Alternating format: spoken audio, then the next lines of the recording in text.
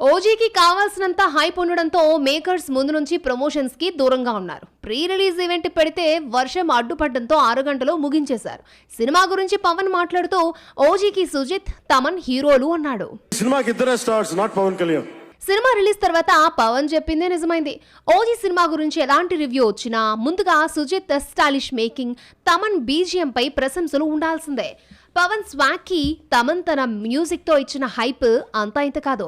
సినిమాను back ground score తో నిలబెట్టొచ్చు అన్నదానికి బెస్ట్ ఎగ్జాంపుల్ గా నిలిచింది ఓజీ.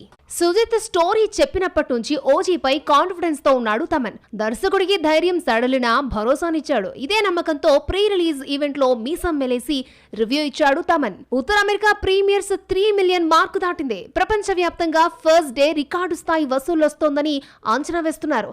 అందులోనూ దసరా హాలిడేస్ ఓజీకి కలిసి రానుంది. బాలయ్యకు వరుసగా 4 హిట్స్ ఇవ్వడంతో నందమూరి ఫ్యాన్స్ తమన్ని ఓన్ చేసుకుని నందమూరి తమన్ అని పిలుచుకున్నారు. ఓజీ ఇచ్చిన బ్యాక్గ్రౌండ్ స్కోర్ కు మెగా ఫ్యాన్స్ తమన్ కళ్యాణ్ అంటున్నారు ఇప్పుడు.